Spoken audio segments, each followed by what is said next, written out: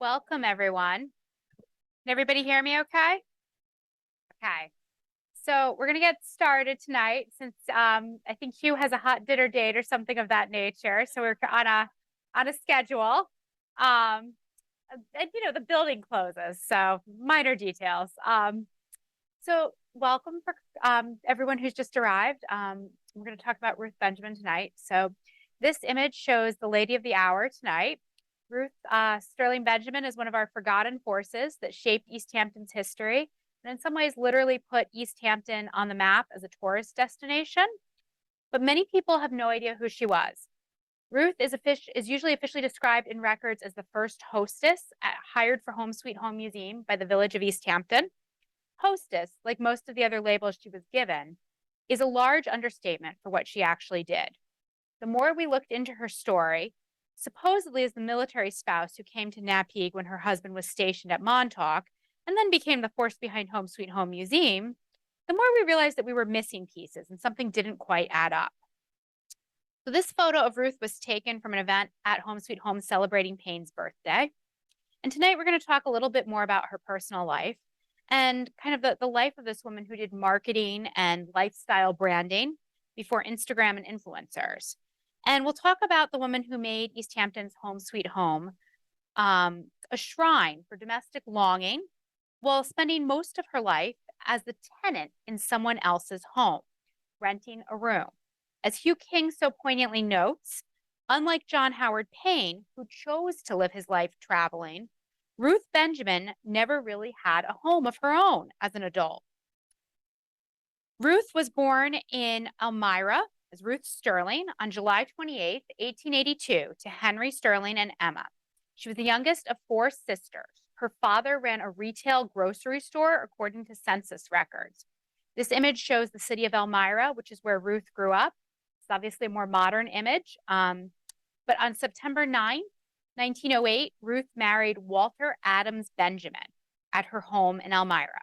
Walter was 28 years old. He was working for the Lehigh Valley Railroad's engineering department. And he came from a prominent Elmira family, but he'd been born in Brooklyn.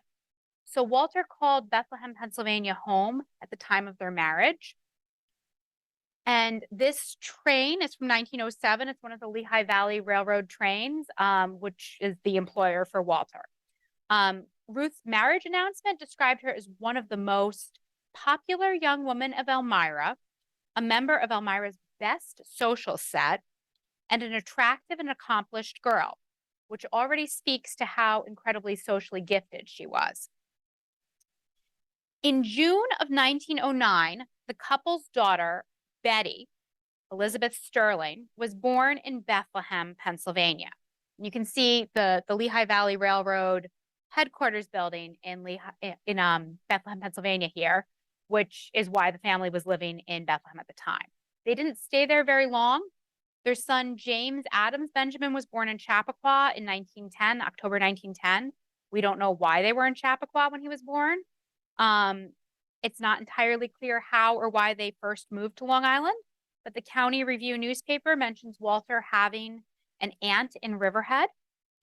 And this is Riverhead as it would have looked around the time Ruth and Walter would have moved here. The first references to the Benjamins in Riverhead are all of Walter, of course. And they're kind of filled with like hell-raising accounts of getting into trouble for driving too fast in his motor car, responding to various fire calls. They all started in 1911. Walter also did some motoring with a young Miss Annie Reeve and a Mr. Scott to Connecticut, Westchester, and Putnam counties, according to the August 4th, 1911 issue of the County Review. Again, it's not clear what Walter's doing for work during the brief time they're there in Riverhead or when exactly Ruth joined him there. But we know Ruth was definitely with him in Riverhead by June 28, 1912, when she entertained her mother and sister, visiting from Syracuse. Ruth and Walter definitely didn't stay in Riverhead for very long, but it's not entirely clear when they moved to East Hampton town. Ruth's obituary claims that the Benjamins moved to Amagansett during World War I, but they definitely came out east before the war. It appears the couple rented briefly in Napeague and Montauk before moving to Amagansett more permanently. This postcard shows what the roads in the countryside were like in the area around Montauk and Napeague when Ruth and Walter rented there.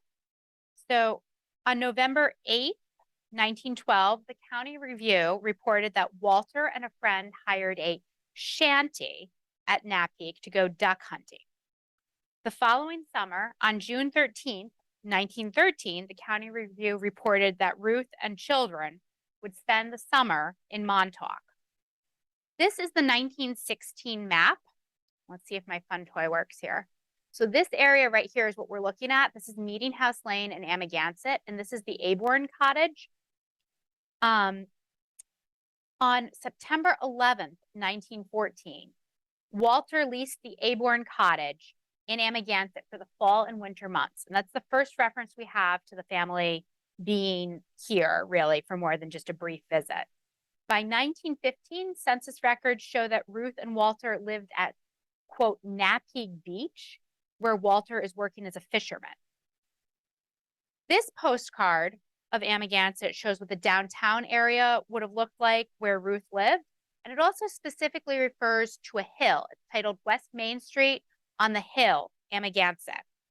And this hill is going to come up again in a minute. So it's just something to remember in relation to their home. On February 9th, 1917, Ruth and Walter Benjamin are living on Meeting House Lane in Amagansett again. So it's the same neighborhood they were in before. But it's not until May 18th, 1917, that Ruth has her furniture moved from storage in Riverhead, where it's been for 3 years. Not sure why, but she waited 3 years. So again, we're going to go back to that hill in a second. This is President Wilson. And on April 3rd, 1917, the day after President Wilson appeared before Congress, calling for a declaration of war to put the U.S. into World War I, Walter enlisted as an ensign in the Navy for World War I. The United States Senate voted to declare war on Germany 2 days later. And on April 4th, the House concurred. So Walter went to the Brooklyn Navy Yard, which is here, to train. So he's probably there about a week because on April 13th, 1917, the Star reported that Walter arrived home from the Brooklyn Navy Yard last Saturday evening. He has taken sole charge at the government base at Montauk, and a telephone was installed at his house on the hill this week. An office force will gradually be sent on from the Brooklyn yards. So again, he's still living in Amagansett at this house on the hill. And this next image shows what Montauk would have looked like around the time that Walter was running the Naval Air Station. It also shows a dirigible and some of the men that were there around World War I. Walter stayed there until about November 23rd, 1918. He left the Navy as a provisional grade lieutenant, junior grade. It's not clear what he did immediately afterwards, but by 1920, he's working as a civil engineer.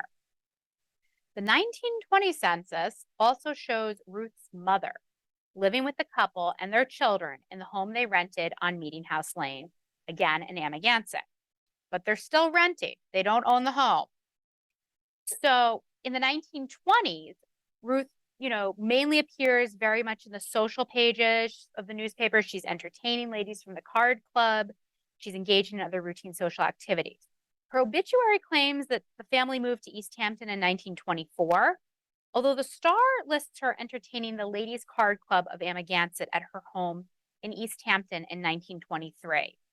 In November of 1923, the Star again refers to Ruth visiting her, quote, old friends in Amagansett and identifies her as an East Hampton resident. So by November 1923, she's in East Hampton. Ruth appears living on North Main Street with her mother and children in what appears to be an apartment in the 1925 census. She's clearly renting again, and she's listed as the head of the household. It's not clear where Walter is, but it's possible Ruth moved to East Hampton as her marriage declined. Ruth was clearly active in local social events, and with her card playing and volunteer activities continually chronicled in the Star, her name appears regularly. She's on the Salvation Army Annual Appeal Committee in 1928.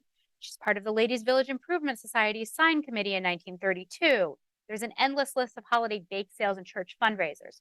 And all of that comes together to build the social network that lets her become the first hostess at Home Sweet Home. We have found no references to other people being interviewed for this job. These social connections really seem to have been key for her ending up with this position. And the museum is newly established. So she's the first curator or hostess for Home Sweet Home in 1927. Ruth really took to this job with great dedication. And Hugh is going to mainly talk about that, but it's worth noting that her passion resulted in thousands of visitors in women's magazines with covers marketing Home Sweet Home inspired cooking and holidays, and arrangements with radio announcers to promote Home Sweet Home.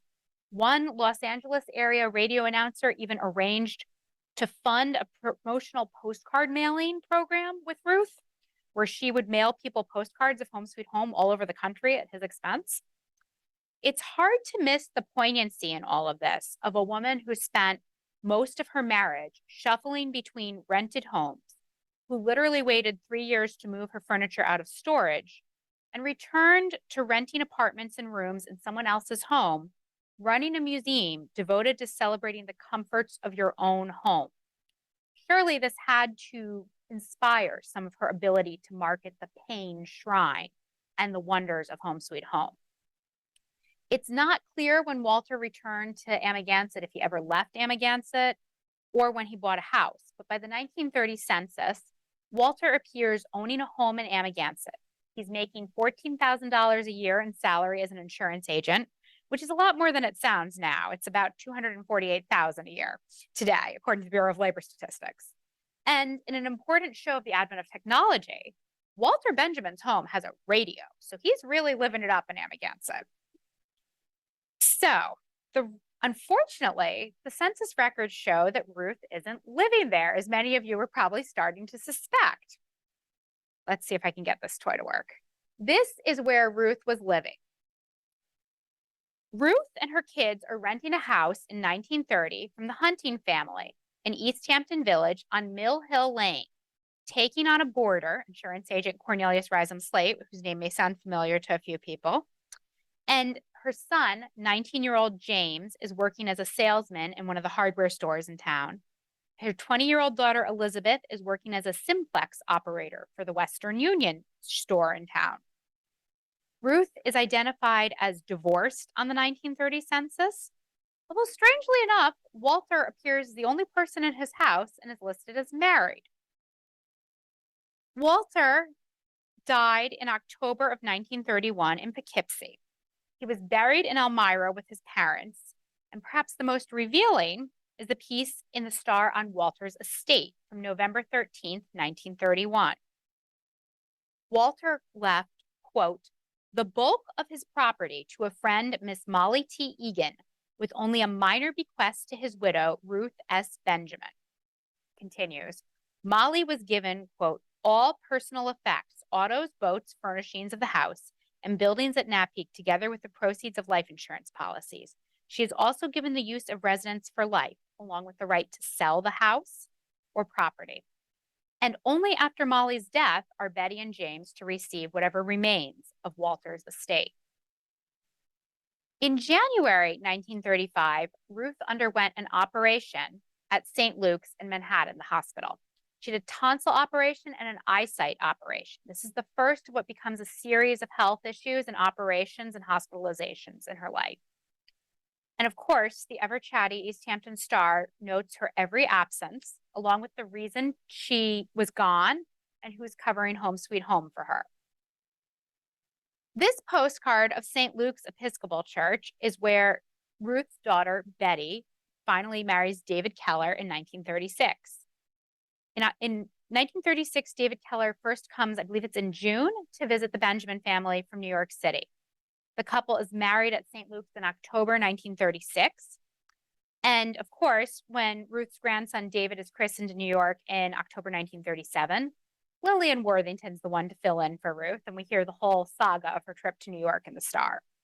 Betty regularly continued to visit her mother. Sometimes she even filled in for her mother at Home Sweet Home. In August 1939, Betty's brother James married a nurse in the Bronx. Her name was Irvina Milburn. And they probably both worked at the veterans home he was working in. They were married right next to it.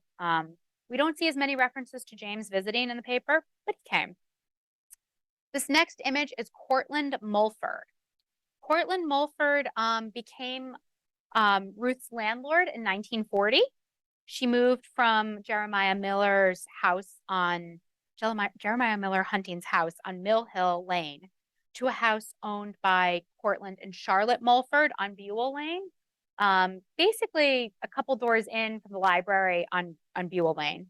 And she lived there with her mother for the next several years. Ruth was frequently mentioned socializing and having other events and activities with Charlotte Davis Mulford and her family. So it makes sense that she moved in with her friend Charlotte and her husband Cortland, especially since Charlotte was one of the few people that she trusted to stand in for her when she was sick at Home Sweet Home. Ruth's mother, Emma Sterling, died a year later in 1941 while she was still living at the Mulford family house. This next image shows St. Luke's Hospital, which is one of several hospitals where Ruth was treated over the years. In the later 1940s and 1950s, many of the references to Ruth in the newspaper refer to her being hospitalized. So by 1952, she was living with George E. Smith and his family at 22 Dayton Lane. Ruth continued working at Home Sweet Home until about 1954 when she finally retired. Newspaper coverage really makes it pretty clear that her age and her declining health are what kind of caught up with her. There's constant references to hospital trips and to different surgeries and procedures. Her retirement announcement on September 30th in 1954 in the Star was followed by a mention of another eye operation, which this time is happening in Riverhead. This is Ruth's final home, which is 22 Dayton Lane. So also, again, within walking distance of Home Sweet Home. And what is Ruth lived here till 1957 when she did pass away. But what's most amazing to me is that Ruth and her work at Home Sweet Home were so well known nationally that President Eisenhower actually heard she was sick and had his personal secretary write her a letter saying he had also been sick at the same time and he sent her his best wishes.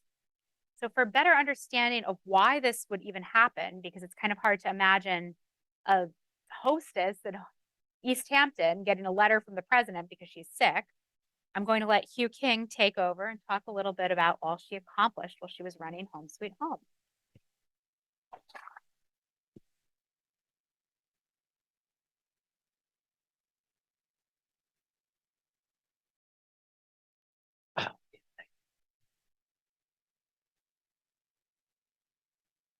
Okay, I agree with everything Andrea said. Thank you for coming.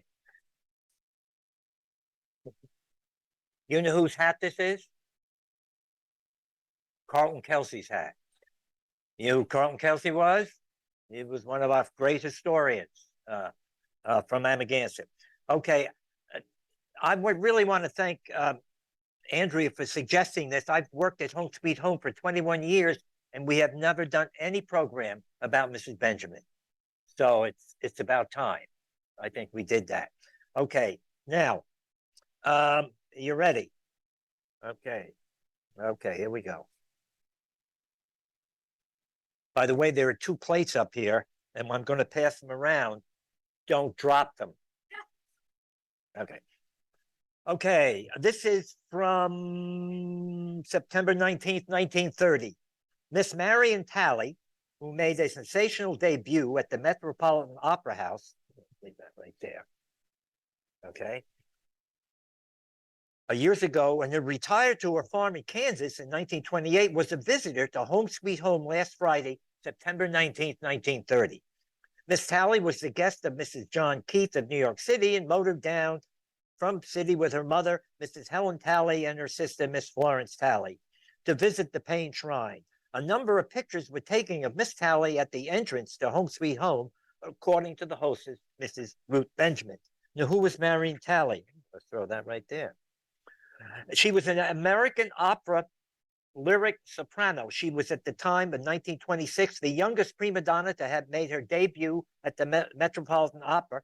Her swift rise to fame was followed by a period of decline, although she remained in the public eye for a number of years. The Metropolitan Opera's general manager hired Talley for the 1925-26 season. And on September 17th, February 17, 1926, she made her debut as Gilda, the daughter of a title character in Giuseppe Verdi's Rigoletto. At the age of 19, she was the youngest prima donna to sing at the Metropolitan at the time. She also appeared in the first publicly exhibited feature, The Vitaphone sound film, which premiered on Broadway on August 6th. And then she made her radio debut singing Home Sweet Home. Okay. All right. Now, negative reviews of the Vitaphone premiere focused mainly on Talley criticizing her inexperience as a performer and her lack of photogenic quality. Okay. Talley claimed that she would retire to her farm in Kansas, but she attempted to resurrect her career in several ways. She went on concert tours, spent time at the Chicago Opera. She had her own program at NBC Radio. It was sponsored by Rye Chris. I hope you don't remember it because it's very old, okay? She appeared in many of their advertisements. She moved to Los Angeles to pursue her career in motion pictures. She starred in only one film. She was married twice. Here comes the bad news. Married twice. She married a German pianist, but the marriage was annulled after a few months. In 1935, she married a music critic and voice teacher, Adolf Ekstrom. That marriage ended with a lengthy custody battle over their daughter, Susan, during which Talley was forced to admit on the witness stand that her daughter was born out of wedlock. This is 1935, big trouble, all right? She died on January 3rd, 1983 in Beverly Hills, all right? There is a picture in the Star, we couldn't drag it up, of her at the door of Home Sweet Home knocking, using the knocker there. Okay, did I lose this? No, I didn't. Okay. Now, okay, hold it. You see, I'm gonna do something right here. Okay. No, I'm okay. Okay. All right. I'm gonna pass this Home Sweet Home plate around. Don't drop it. Okay. I'm gonna talk about it now. I'll pass that around. Okay. Okay.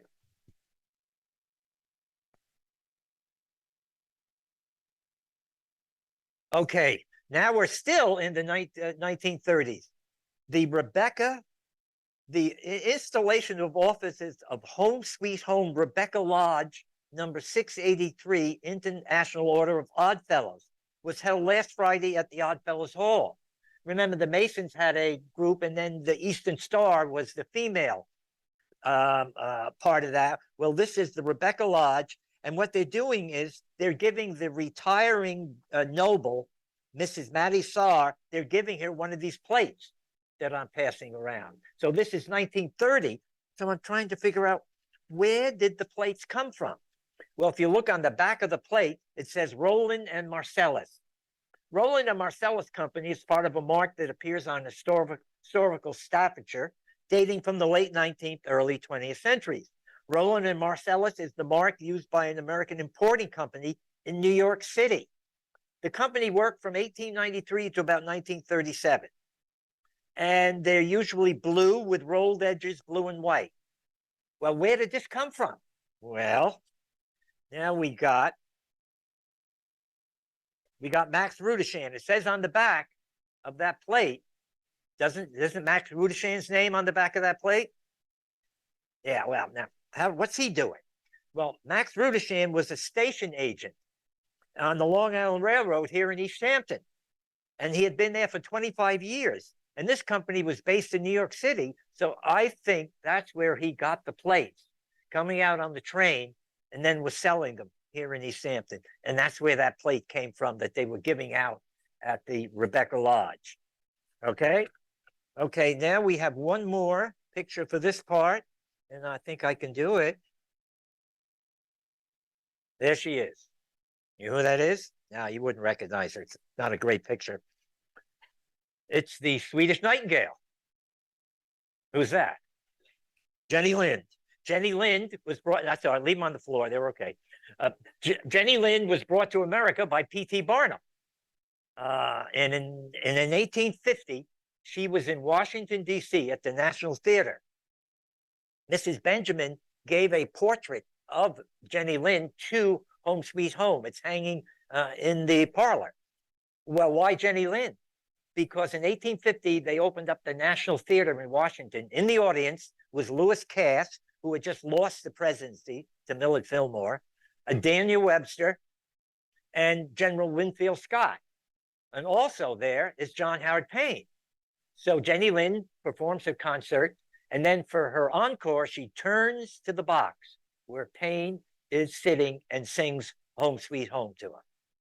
And that's why Mrs. Benjamin, I think, had that small portrait of Jenny Lind. Now, why was Payne in Washington? He was looking for a job, okay? And he eventually got reappointed as the consul general to Tunisia by Millard Fillmore, who became the president after Zachary Taylor died. That's too much information. Okay, here we go.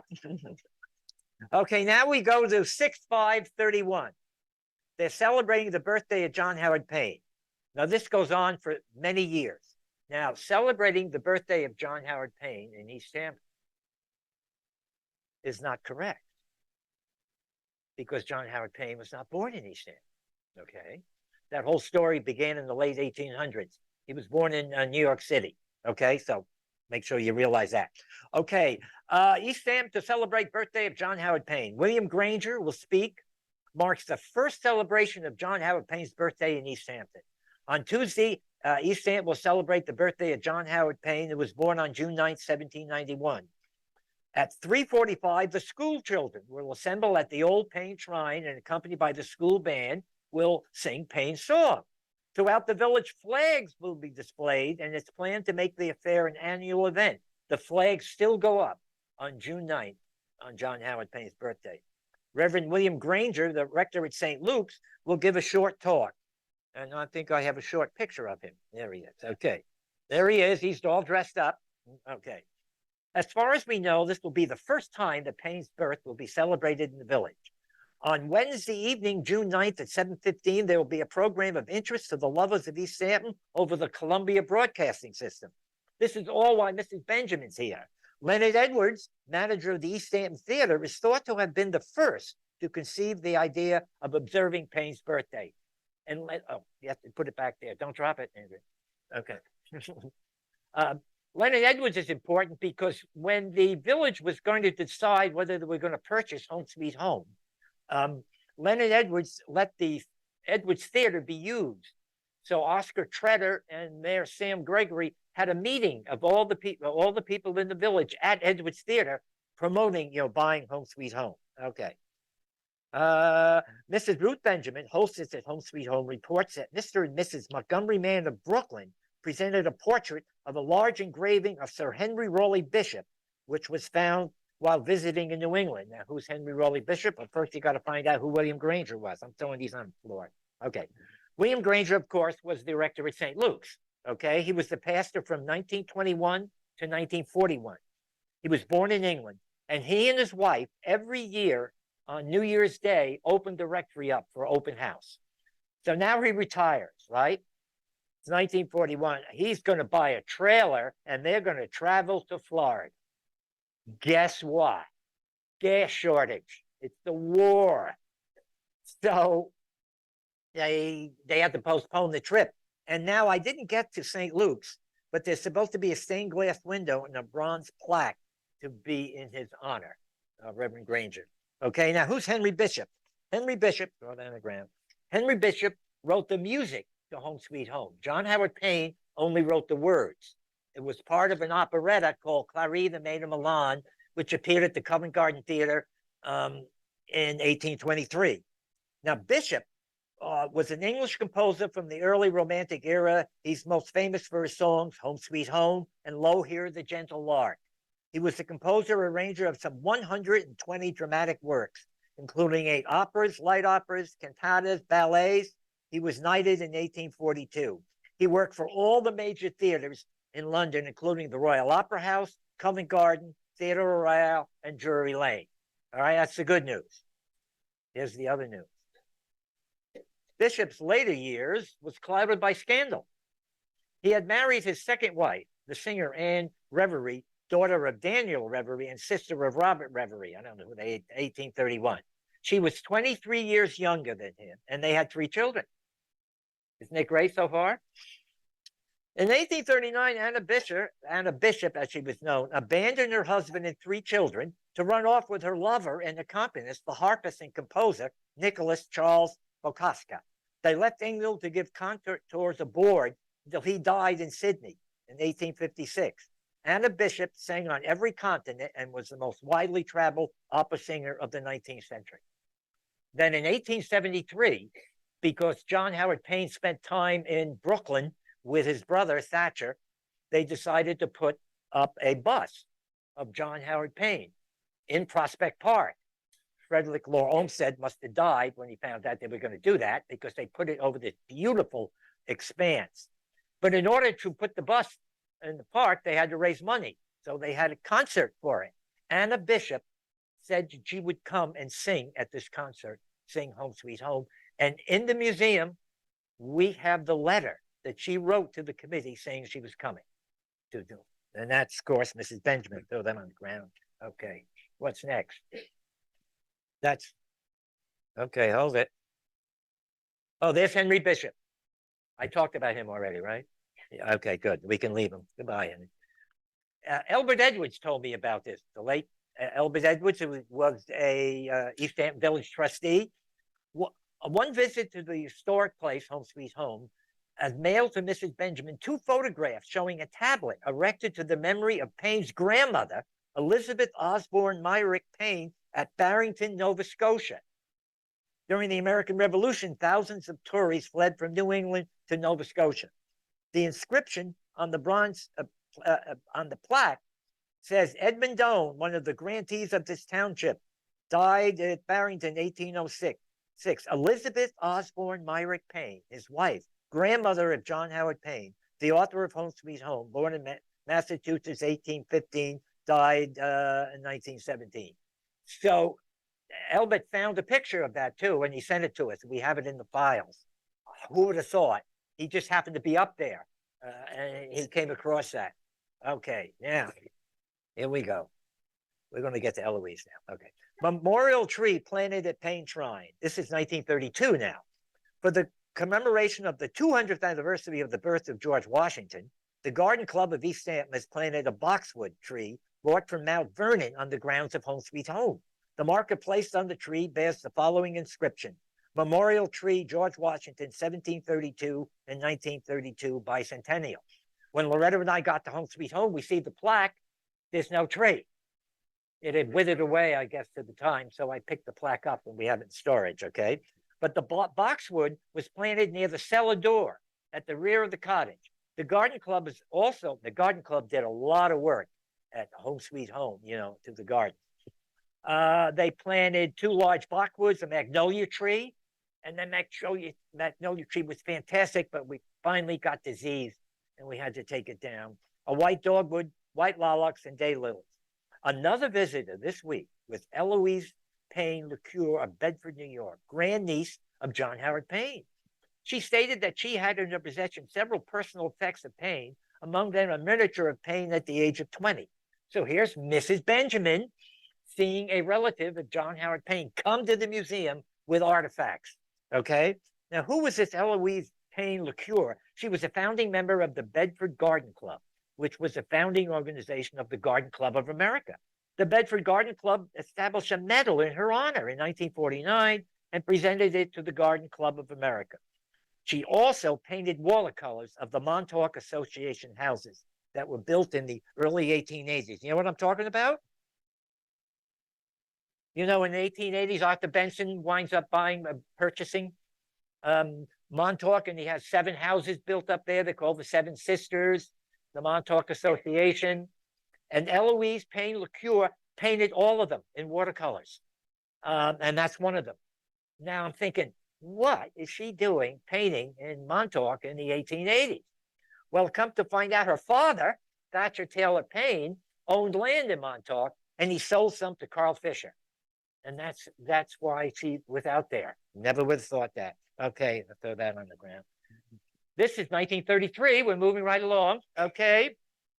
Exercise on the lawn of Home Sweet Home. Reverend A.B. Horlocker to address hundreds of school children to participate in the program.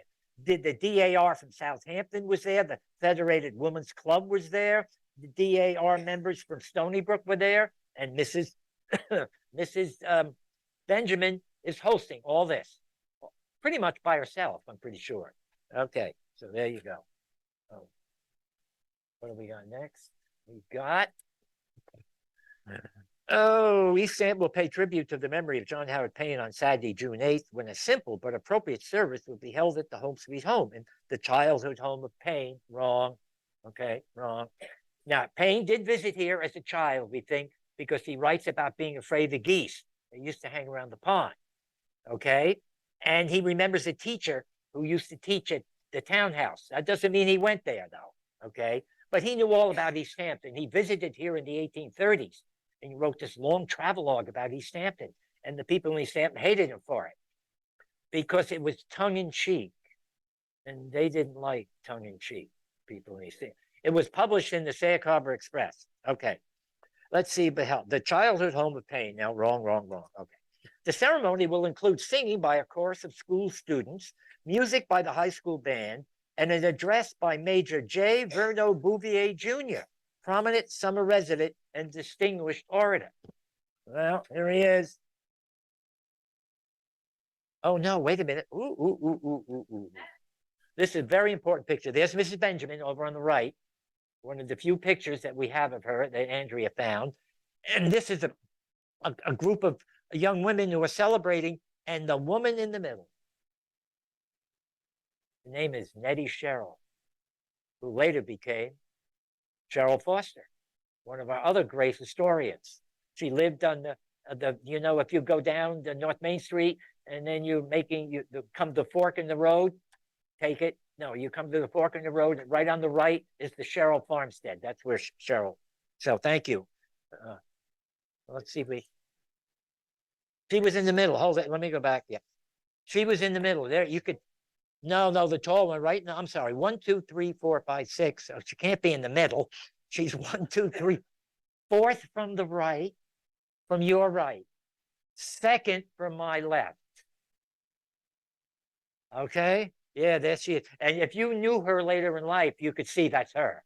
I mean, she had the same facial structure. Yeah. Now, who's J. Verno Bouvier Jr.? He was an American Wall Street lawyer and stockbroker. He was the father of John.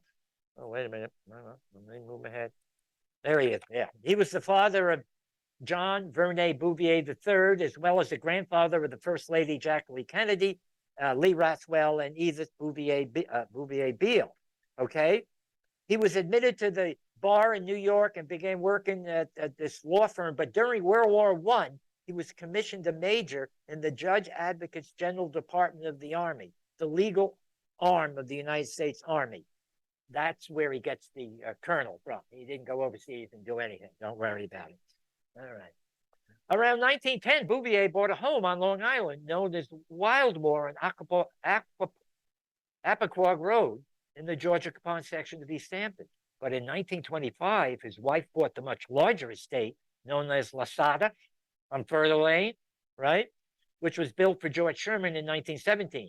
The home was 2 blocks from the ocean, 3 from the Maidstone Club, where he was a member in 1926.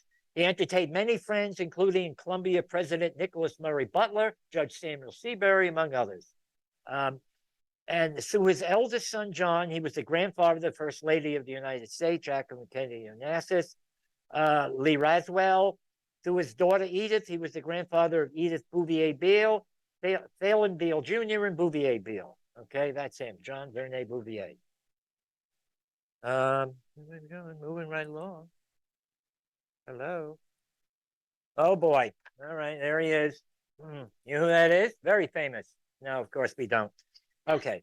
Mrs. Ruth Sterling Benjamin, curator of Home Sweet Home, received the most interesting inquiry recently from Ted Malone of the National Broadcasting Company in New York, who's planning a radio pilgrimage in poetry. Mr. Malone asked permission to broadcast from Home Sweet Home and asked for literature and pictures regarding the house here. This is Mrs. Benjamin dealing with this. He concluded his letter with, "It's an earnest hope that the pilgrimage will serve to interest many people in actually visiting Home Sweet Home." Mrs. Benjamin has sent both Home Sweet Home booklets to Mr. Malone, extended an invitation to him to visit the Payne Shrine, And she had to wait for two of the board members to come back from vacation because she couldn't make the decision herself, of course. Okay. All right. Who's Ted Malone? Well, Ted Malone had a career in radio as a storyteller, a reader of poetry. His broadcasting style was that of a friendly neighborhood dropping by to chat. He was one of the few broadcast interpretationists recorded in the history of radio.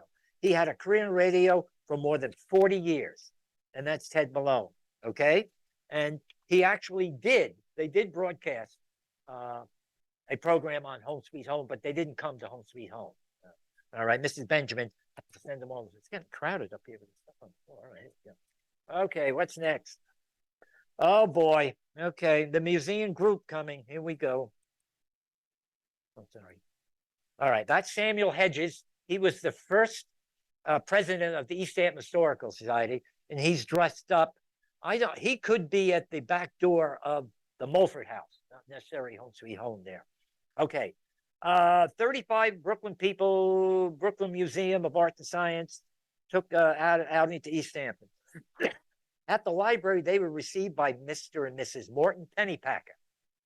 Now, you know who Mr. Pennypacker is, of course. He's the one who gave 30,000 items to start the Long Island collection. And luckily for us, he married Eddie Hedges, who was the first librarian from the East Hampton Library, starting in 1897. And I think she finally left about 1956. Close to 56. All right, so these visitors were received by Mr. and Mrs. Morton Pennypacker, Samuel Hedges of the East Hampton Historical Society, there, Morty and Eddie, okay? Had to do the special exhibit. Oh, they saw a special exhibit of Indian relics. So Mr. and Mrs. Pennypacker took these people around, showed them everything. But before that, they had gone to the Oaks Inn for lunch. You know where the Oaks Inn was?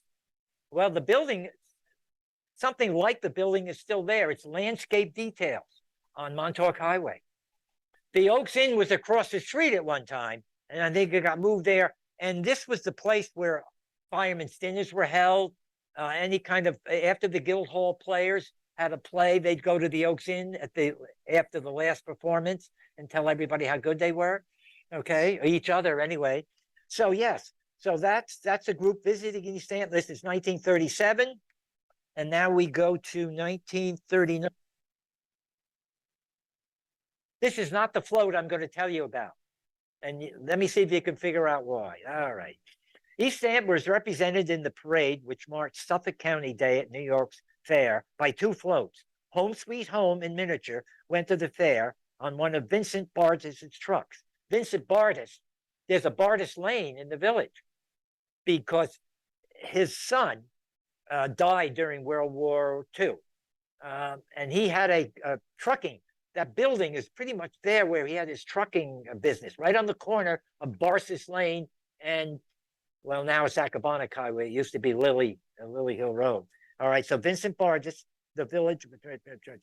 Mr. William Taylor arranged the float. Edmund Cullum carried out the details. Edmund Cullum is Kenny Cullum's grandfather. Kenny Cullum works for the village of East Hampton in the fire marshal service, okay? But here's what happened. Not this one, but the Home Sweet Home model came over the cab. So the driver was driving inside the house. That's not this one, but that's okay. And now I.Y. Halsey was involved. You know who I.Y. Halsey was? I.Y. Halsey had a garage on Newtown Lane. It's where that famous historic landmark Stop and Shop is now, right? Yeah.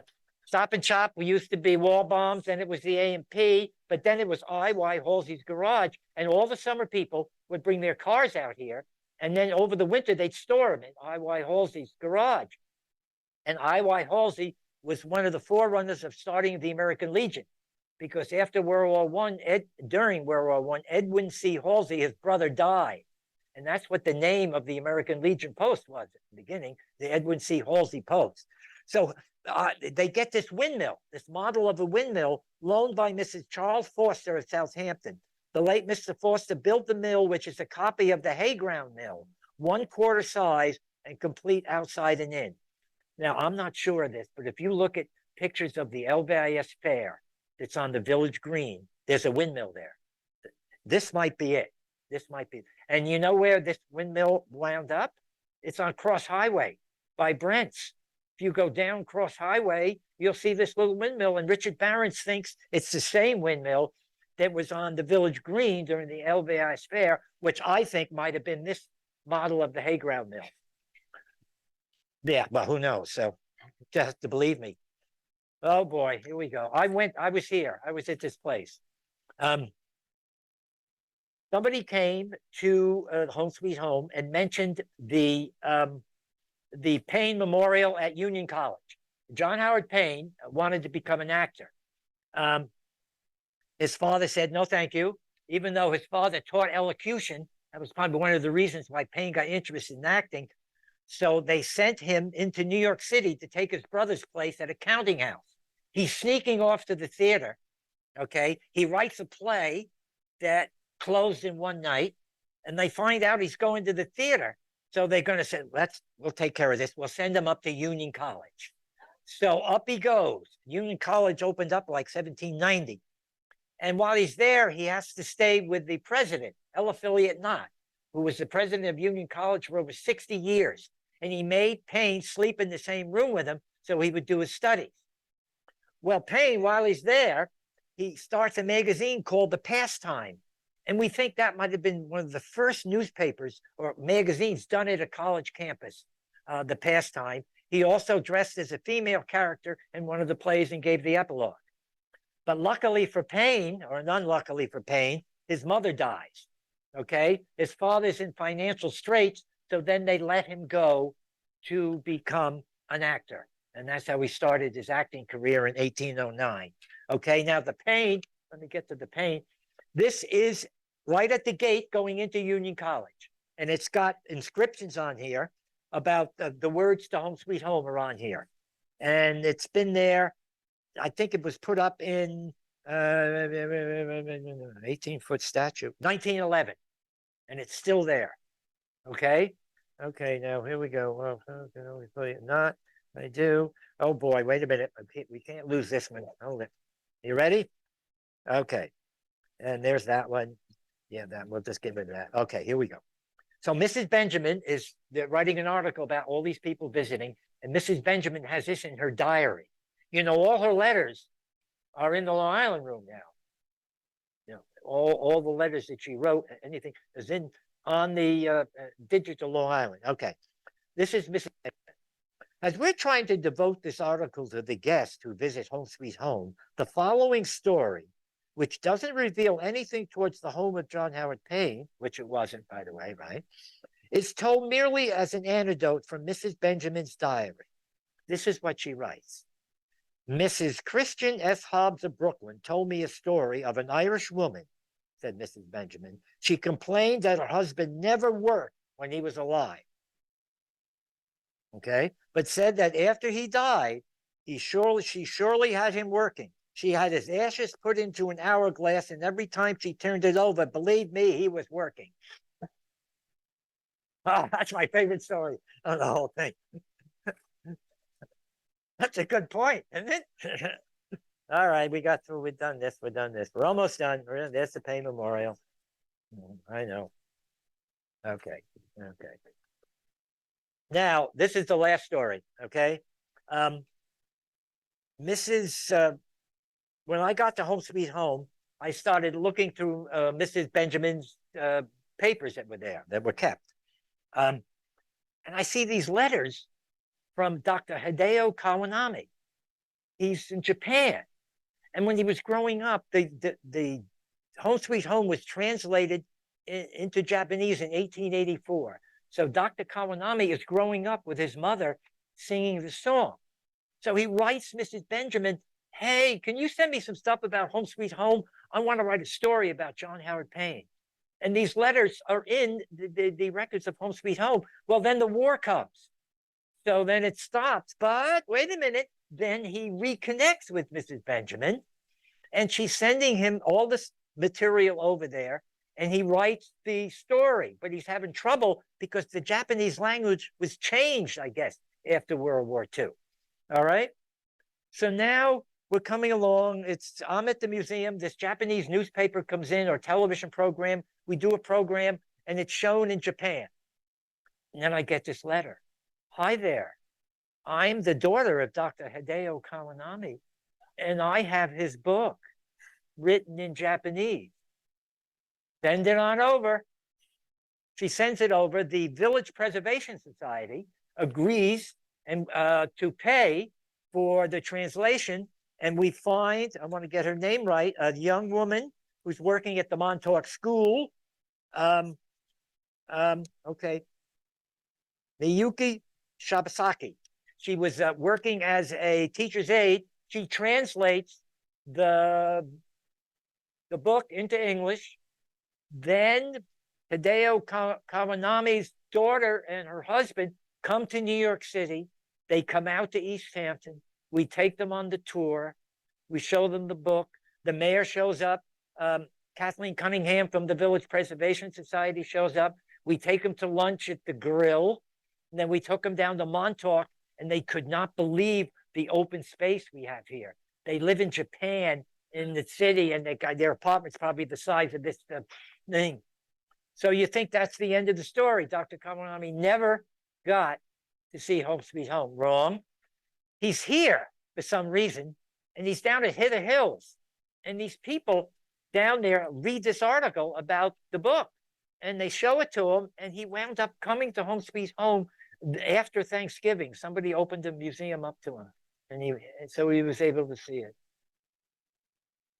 And that is almost an hour, and we are finished.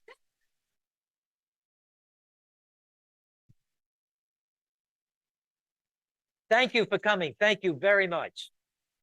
Yes, questions, absolutely. Ask Andrea. Okay, what? I would say that for the time, no, it's not working yet. Okay, so for the time that it was, thank you. She was paid somewhat, but she wasn't paid, commensurate with any level of I mean, her work seems to be something where she never really stopped doing this work. So I think it's very much one of those situations, like we always talk about teachers not being paid for all the love they put into things. That's right, Andrea. And we always talk about people who take their work home with them and that kind of thing. And I do think she was paid, but I don't think it really was enough to recognize her work in any meaningful way. Okay, now I'm going to deny I said this. We're passing around another Home Sweet Home plate. This was ordered in 1937 by the Board of Trustees of the village from Wedgwood. So when I got to Home Sweet Home, I got a hold of the Wedgwood and they say, can we have some of those plates? Yeah, for $10,000, you have to order $10,000 worth. Now, people used to get these plates for Christmas, a wedding present. You'd get a set, and you can go online and get them. They're about $60, $65. They came in blue, brown, and pink. He wasn't treated exclusively there. It was just the one that we had like a picture kind of that time that was really appropriate. She was also treated at a Suffolk, some sort of Suffolk hospital in Riverhead, and a couple other hospitals, but she was treated at St. Luke's more than once. So that's why we featured St. And the other thing I forgot to tell you, during World War II, she lived in Home Sweet Home. The village board allowed her to live there because you have to remember, if you go to Home Sweet Home, when you walk into the gallery, when she was there in 1927, there was still sinks in there and stoves from the Mr. and Mrs. Buke, the two owners. Didn't make it into a gallery till 1980. So, and Mr. Buke put a bathroom upstairs. So she had bathroom, there was heat in the house.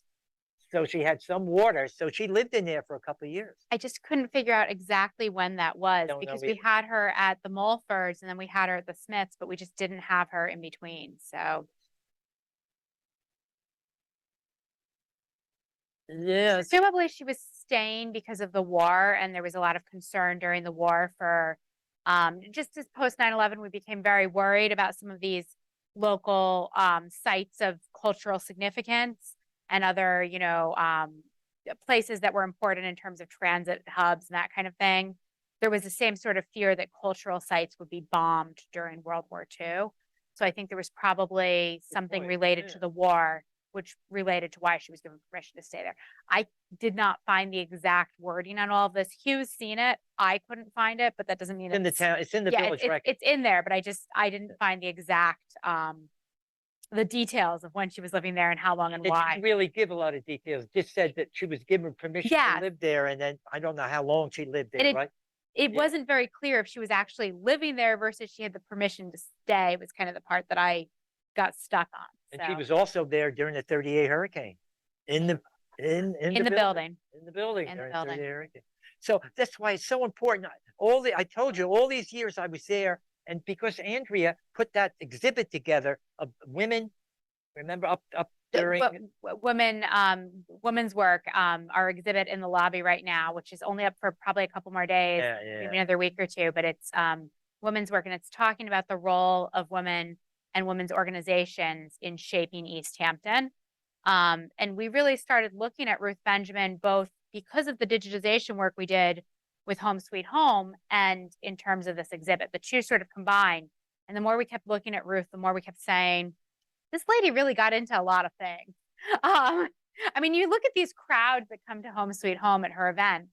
You look at all these people that she got to dress up, and it's very amazing. I mean, when you get radio announcers all over the country taking an interest in the story she's telling. I didn't show. You didn't? No. Oh, that's Mrs. Seabury, Maud Seabury. She was a member of the Garden Club. The Garden Club, Mrs. Sterling Peters and Mrs. William A. Lockwood, I don't know their first names. They were part of the Garden Club that took over when Home Sweet Home was bought by the village. They did a lot of planting, the Garden Club. So that's why her picture's there. And now this is just one of those ceremonies they had. Mayor Bannister. Let's see. There's Judd Bannister. He was the mayor. This is like in the 1950s, 51. Thank you. And then here is Ken Stoll as John Howard Payne. You know who Ken Stoll was? Wait a minute. No, I guess nobody's as old as me. Huh? He was the music teacher at East Hampton High School. Somebody back there, I bet, knows. They didn't want to say it. Yeah. Yeah, he was a music teacher at East Hampton High School, so that's why he's playing. And I think that's it.